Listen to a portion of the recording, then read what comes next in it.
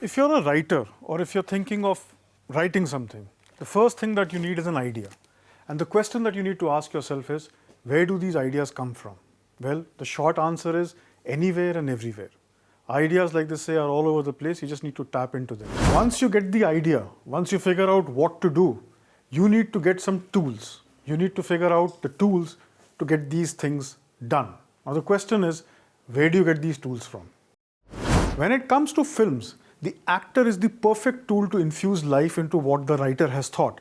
The search for this perfect tool took directors, producers to a space where they would ideally find the ideal fit for their vision. And that space was the theatre, the stage, or the Rangmanch. I am Gautam Chintamani, this is Cinemazi Studios. Today we are talking about one such actor who moved from the stage to the world of films and worked in over 390 films. I am talking about Satyendra Kapoor, popularly known as Satyen Kappu. He was a theatre actor who was a part of IPTA in the 50s and later moved towards films in the early 70s. Satyen Kappu is a part and parcel of some of the greatest Indian films, right from films like Sholay, Diwar, up until the turn of the century, where he even shared space with new actors such as Aamir Khan. Satyen Kappu is an integral part of the memory of anybody who grew up in the 70s and 80s. It's unfortunate that Hindi films could never think of a role that would truly honor this great thespian. But we at Cinemazi Studios are doing just that by traveling back in time and having a look at Satyendra Kapoor's great career. Satyendra Kapoor was born in 1931 in Panipat in undivided India. He joined the Indian People's Theatre Association, or IPTA, in 1952, and that's how his journey as an actor began. IPTA was one of the most important theatre organizations of the period, largely because of the themes that they tackled and also the talent that they had.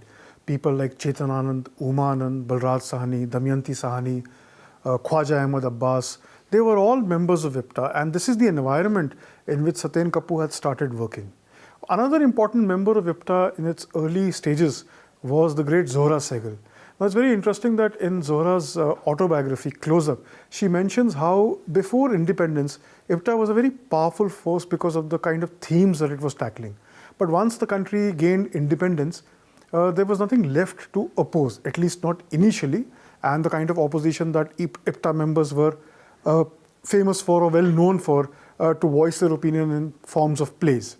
Many of them also graduated from theatre to films, and then they never looked back because, largely speaking, films used to pay better at that time. Towards the end of 1960s, Satyendra Kapur was a member of a play that was a Hindi adaptation of an original Marathi play by P.L. Deshpande.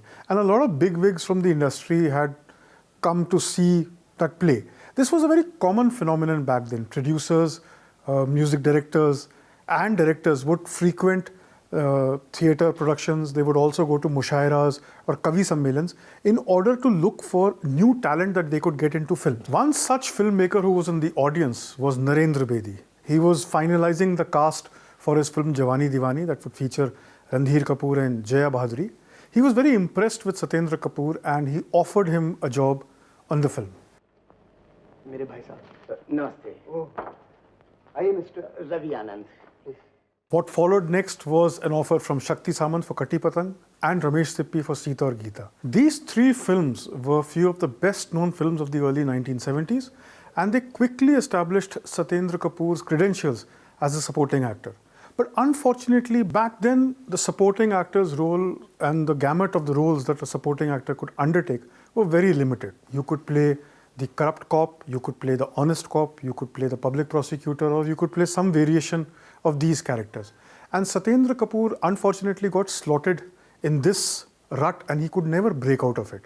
In fact, his name would change, but he would play the cop in most films. So you had him playing Inspector Jadhav, Inspector Kumar, Inspector D'Souza, Inspector Kaushik in a multitude of films. But that is not what makes Satyendra Kapur an interesting person to talk about or somebody who needs to be spoken about a little more. Through the course of the 1970s, Satyen Kapur is there in each and every important film or any film of any significance from that decade.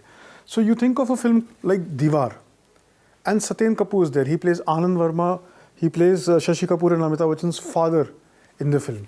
You think of Sholay, he's there. बहुत दुखियारी लड़की है बेटा। अब तो लगता है मानो मुंह में जबानी नहीं है। और पहले इसे देखता हूँ तो हमेशा वही याद आता है जब हम पहली बार ठाकुर के साथ उसके गांव गए थे। Dost, he's there. मानो ये फादर फ्रांसिस का आखिरी खत है।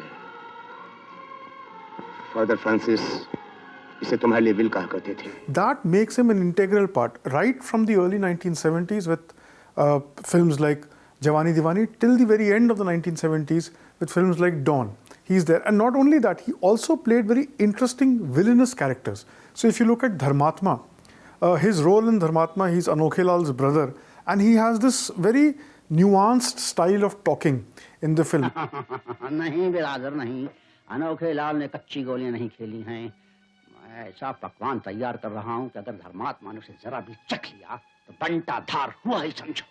बड़े भाई, मतलब ये कि राम नाम सत्य है।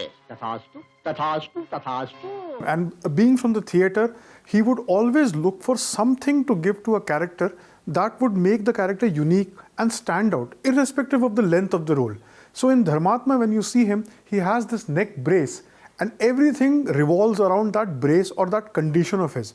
And as an audience, when you're watching that film, it plays on your subconscious mind where you're trying to figure out what could have happened to this guy that he ended up like this. Through the 80s as well, Satyen Kapoor was a very busybody. He was there in many films and he acted opposite all leading superstars. So Satyen Kapoor has a fantastic body of work with Amitabh Bachchan, with Rajesh Khanna, with Mithun Chakravarti, with Jitendra.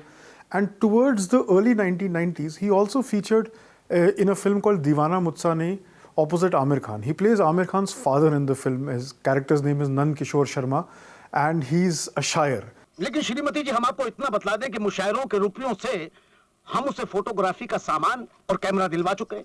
आइंदा मैं उसकी कोई फरमाइश पूरी नहीं करूंगा और तुम अर्ज मत करना। And his wife can't stand his shairi, but it is his shairi that saves the day when it comes to his son being picked up by the police for something that he did. I really like that scene because that gives almost nothing to Satyen Kapoor to work with, because the focus is entirely on what has happened before the scene and what has happened after the scene.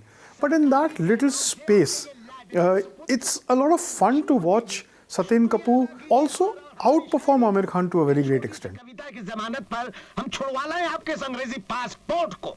It didn't matter how long or how short that role was, or it didn't matter what the character was doing in the film. It could be a villainous role, it could be just a hanger-on. I mean, one of the greatest roles of Satyen Kapoor is in a film called Sholay, where he barely has anything to do. But you take out Ram Lal from that film and suddenly a lot of it feels incomplete. That was the beauty of the screenplay of the film, and that was the beauty of how Ramesh Sippy shot that film. But in addition to all these things, it's also the small little things that actors like Satyen Kapoor bring to the front that become memorable. It's a pity that Hindi films, and popular Hindi films especially, didn't have much to offer to people like Satyen Kapoor, Lakshmi Chhaya, Yunus Parvez. Now, these were faces that are etched in our memory and they will always be there. But unfortunately, there were no scripts that did justice to the kind of talents that they were. And by the 1990s, or even after, towards the end of the 1990s, when the grammar of Hindi films had completely changed, and actors such as Amitabh Bachchan, Rishi Kapoor or Hema Malini were willing to play the character role, it almost sounded as the final curtain call for people like Kader Khan, Satyen Kapoor, and the likes of these kind of actors and these kind of faces. One example of how things changed comes from the fact that when Mohabbatein was originally being planned, it was supposed to feature Amrish Puri opposite Shah Rukh Khan. But something changed there, and Amrish Puri's role was then done by Amitabh Bachchan. After that, you can see a complete change in Amrish Puri's career, where roles that had some meat on them were almost next to nil when it came to these kind of actors. And when you have somebody like an Amrish Puri finding it very difficult to get roles, it was only natural for people like Satyendra Kapoor to not have anything to look forward to. But at Cinemazi Studios, we are not interested in the present day, or we are not interested in the future or what could have happened. We are always going back in time, and that is the place where, with 390 films, Satyen Kapoor is an indispensable part of our history and legacy. I hope you enjoyed watching this episode of Cinemazi Studios, and you keep writing into us and tell us how you like our videos. Don't forget to subscribe to our video and hit the bell icon and the like button. Thanks for watching.